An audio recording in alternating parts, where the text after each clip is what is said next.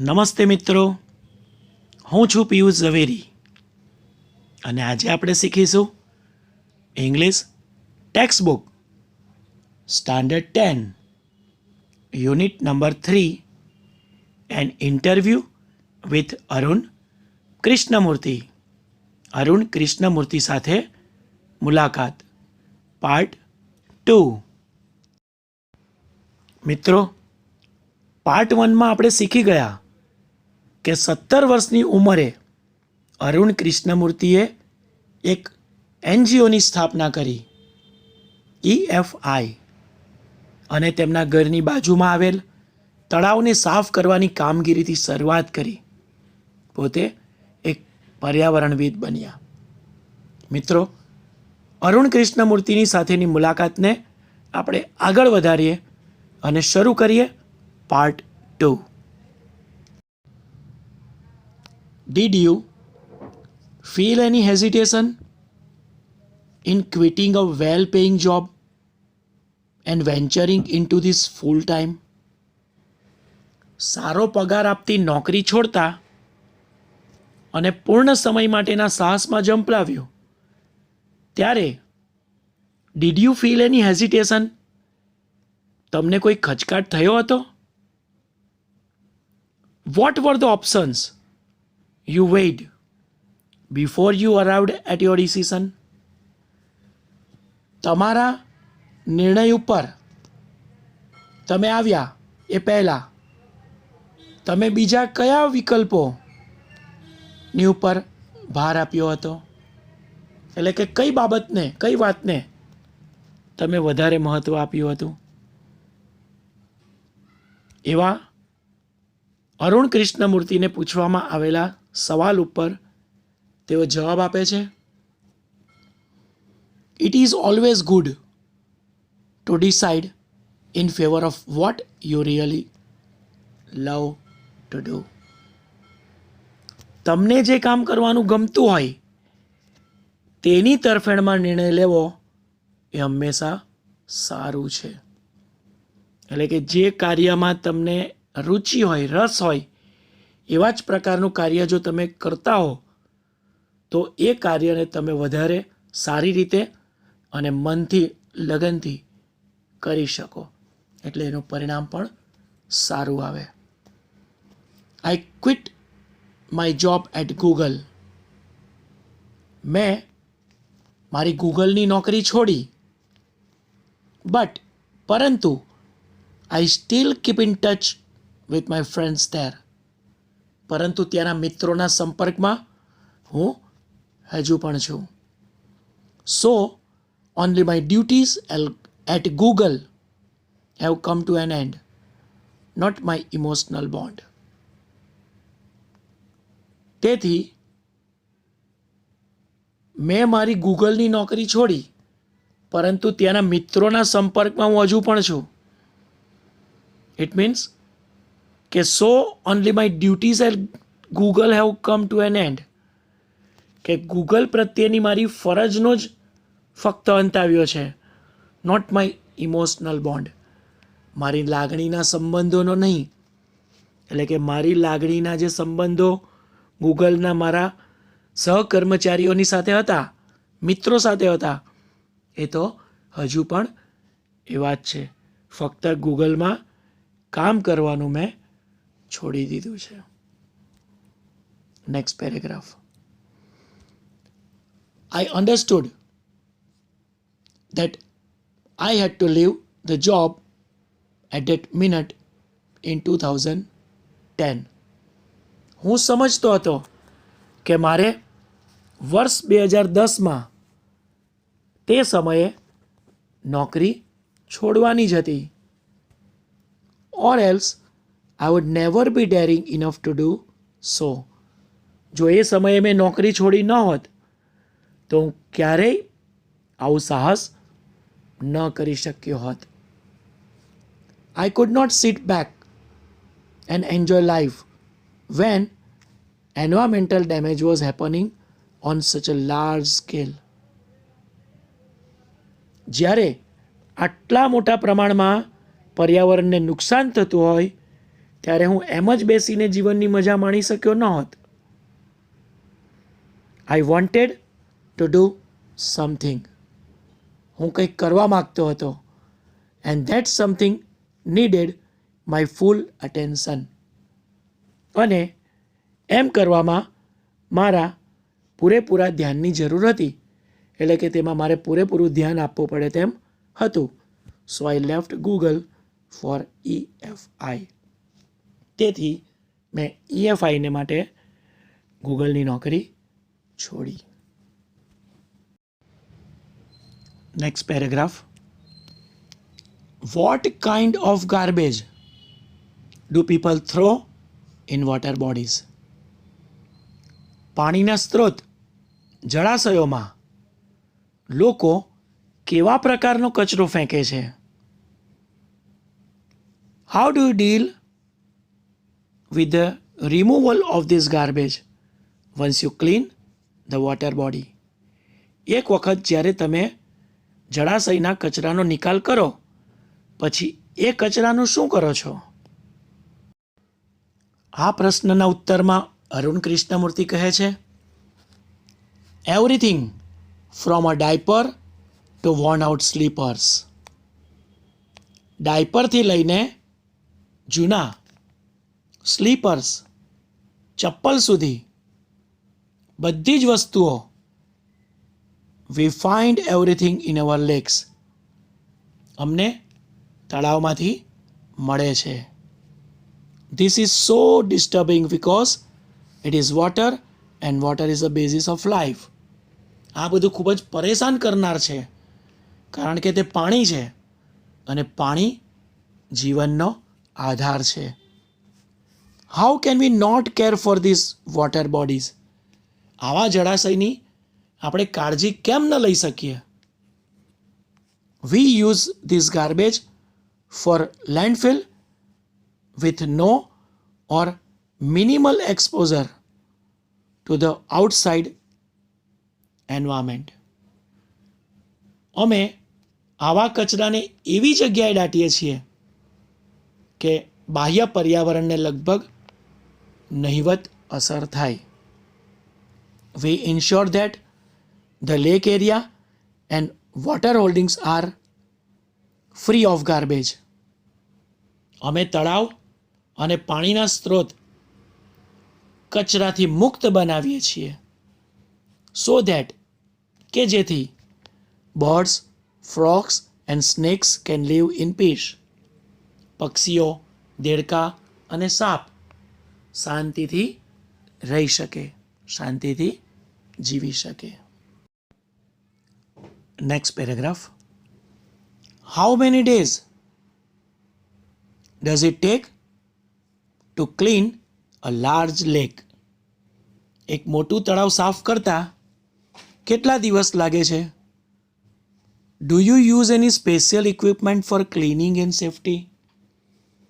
સફાઈ અને સુરક્ષા માટે તમે કોઈ ખાસ સાધનનો ઉપયોગ કરો છો? Depending on the size of the lake. તળાવનું કદ and the amount of garbage અને કચરાના પ્રમાણ ઉપર આધાર. It can take anywhere between 5 days and 3 months to completely clean a lake. 5 દિવસથી લઈને 3 મહિના સુધીનો સમય તળાવને પૂરેપૂરું સાફ કરવામાં લાગી શકે. We have our tools like rakes and સ્પેડ્સ.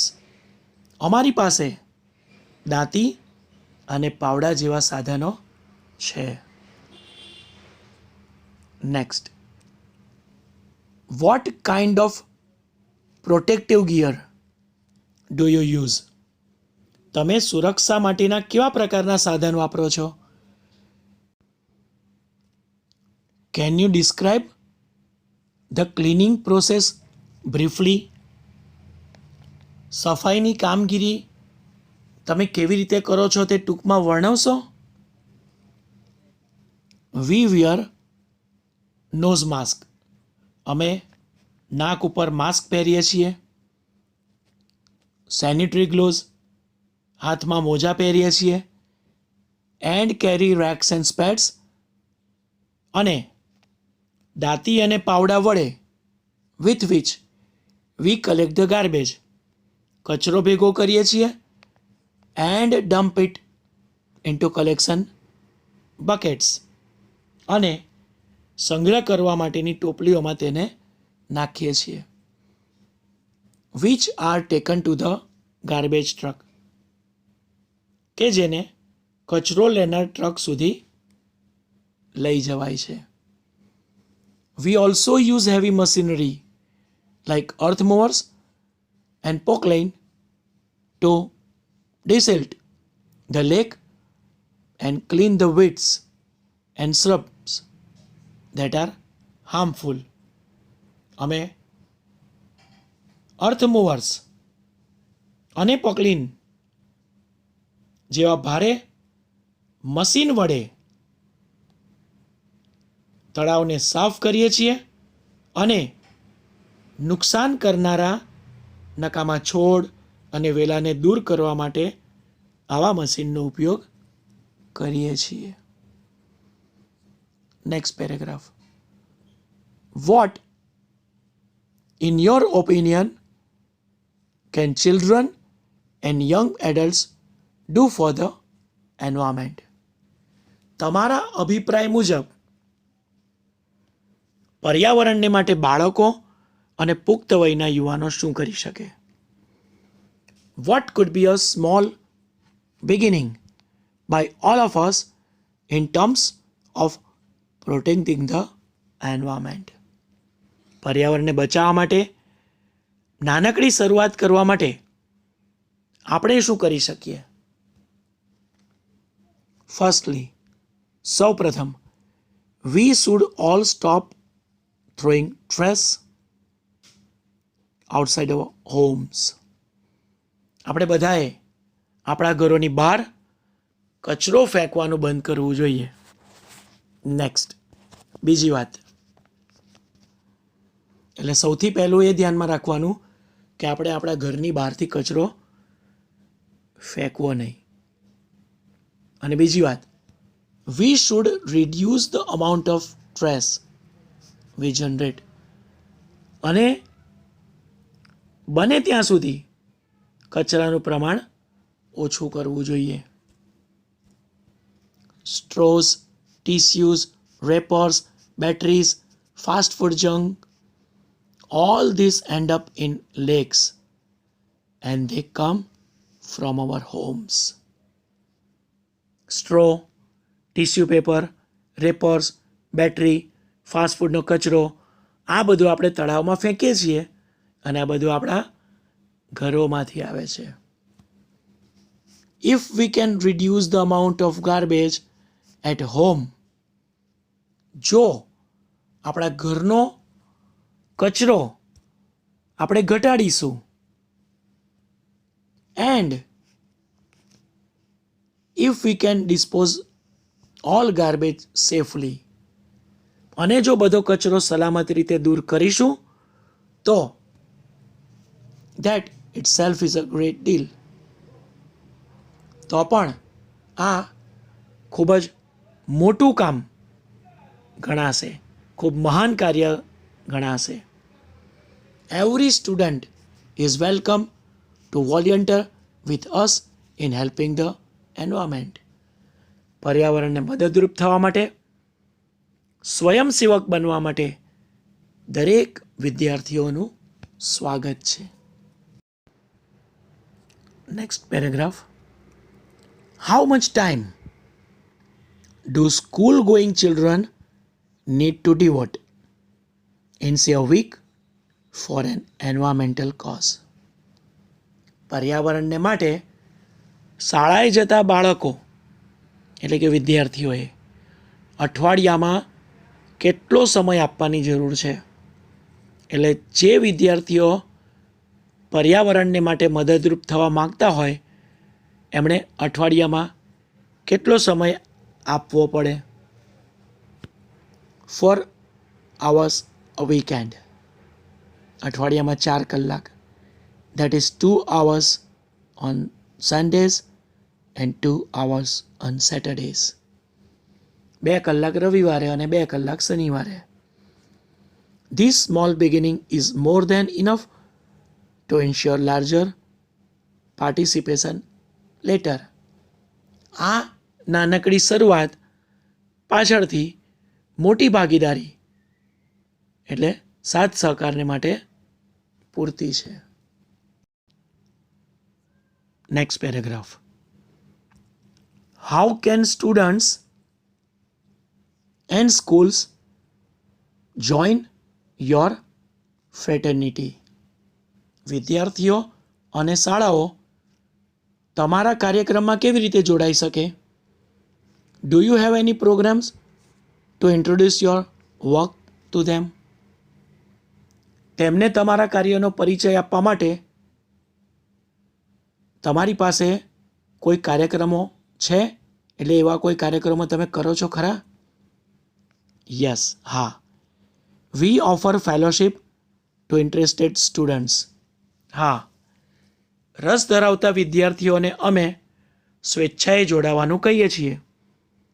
Hour program looks at young animal lovers, young wildlife photographers, filmmakers, theatre artists, and scientific researchers. યુવા પ્રાણી પ્રેમીઓ, યુવા વન્યજીવન ફોટોગ્રાફરો, ફિલ્મ બનાવનારા, ફિલ્મ કલાકાર અને વૈજ્ઞાનિક સંશોધકોને માટે અમારા કાર્યક્રમ હોય છે. We give them training in these areas. અમે આ બાબતોમાં તેમને તાલીમ આપીએ છીએ. And get them actively involved in all our work. અને અમારા બધા કાર્યોમાં તેમને સક્રિય બનાવી સામેલ કરીએ છીએ. Our youngest volunteer is in class 3. અમારો સૌથી નાની ઉંમરનો સ્વયંસેવક 3જા ધોરણમાં છે. Hi, my name is Arun Krishnamurthy and I run the Environmentalist Foundation of India. We are a wildlife conservation and habitat restoration group based out of Chennai and we work in 9 cities. Our main focus is protecting wildlife and the places where these animals live. So we are right now at the Keel Kattalai Lake in South Chennai, a lake which we are trying to restore with the help of the government of Tamil Nadu, the PWD department, and we even have the support from the Rolex Foundation for the same. Okay મિત્રો, તો આ unit અહીં સમાપ્ત થાય છે. હું આશા રાખું છું કે તમને આ વિડીયો પસંદ આવ્યો હશે. જો મિત્રો તમને આ વિડીયો પસંદ આવ્યો હોય તો જરૂર તેને લાઈક કરજો અને તમારા મિત્રોને શેર પણ કરજો. અને જો હજુ સુધી મારી ચેનલને સબસ્ક્રાઈબ નથી કરી તો ચેનલને સબસ્ક્રાઈબ કરી દો અને બેલ આઇકોનને પણ પ્રેસ કરી દો, જેથી આવનારા નવા વિડીયો અંગેની જાણકારી તમને નોટિફિકેશનથી મળતી રહે. ઓકે, તો આવા જ પ્રકારના મજેદાર વિડીયો લઈને ફરી પાછા મળીશું. ત્યાં સુધી તમે તમારી આસપાસ સફાઈ રાખજો, કેમ કે સ્વચ્છતામાં પ્રભુતા છે અને સ્વચ્છતાથી જ તંદુરસ્તી